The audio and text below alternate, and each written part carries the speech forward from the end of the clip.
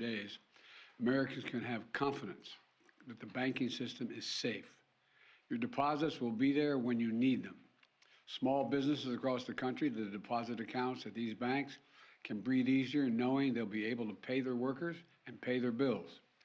And their hardworking employees can breathe easier as well. Last week, when we learned of the problems of the banks and the impact they could have on jobs of small businesses and banking system overall, I instructed my team to act quickly to protect these interests. They've done that. They've done that. On Friday, the government regulator in charge, the FDIC, took control of Silicon Valley Bank's assets. And over the weekend, it took control of Signature Bank's assets. Treasury Secretary Yellen and a team of banking regulators have taken action, immediate action. And here are the highlights. First, all customers who had deposits in these banks can rest assured, rest assured they'll be protected and they'll have access to their money as of today. That includes small businesses across the country that bank there and need to make payroll, pay their bills, and stay open for business. No losses will be, and this is an important point, no losses will be borne by the taxpayers. Let me repeat that. No losses will be borne by the taxpayers. Instead, the money will come from the fees that banks pay into the Deposit Insurance Fund. Because of the actions that our regulators have already taken, every American should feel confident that their deposits will be there if and when they need them.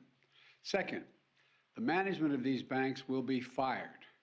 If the bank is taken over by FDIC, the people running the bank should not work there anymore. Third, investors in the banks will not be protected. They knowingly took a risk, and when the risk didn't pay off, investors lose their money. That's how capitalism works. And fourth, there are important questions of how these banks got into the circumstance in the first place. We must get the full accounting of what happened and why those responsible can be held accountable. In my administration, no one is above the law.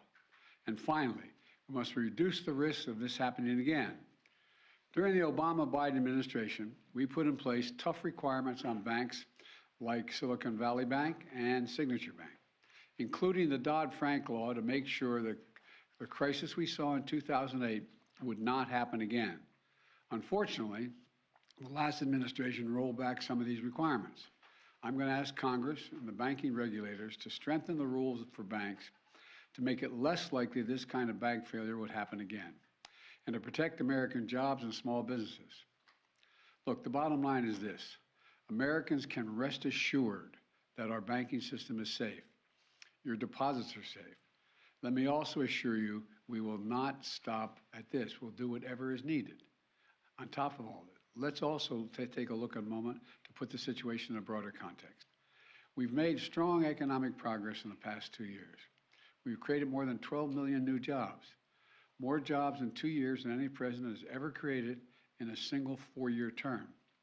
Unemployment is below 4% for 14 straight months. Take-home pay for workers is going up, especially for lower and middle-income workers.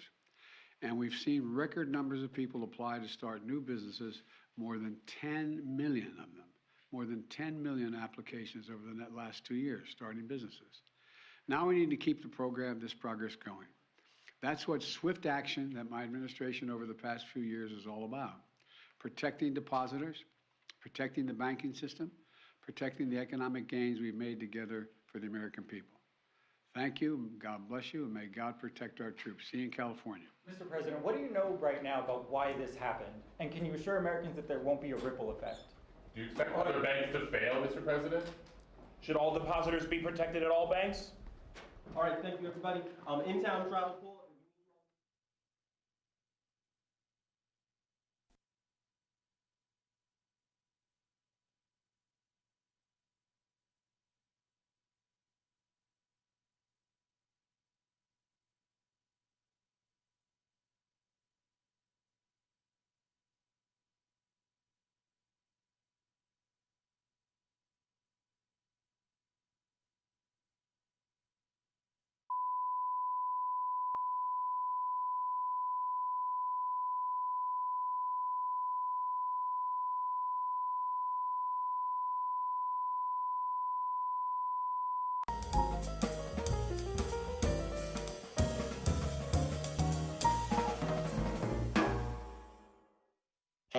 Thank you.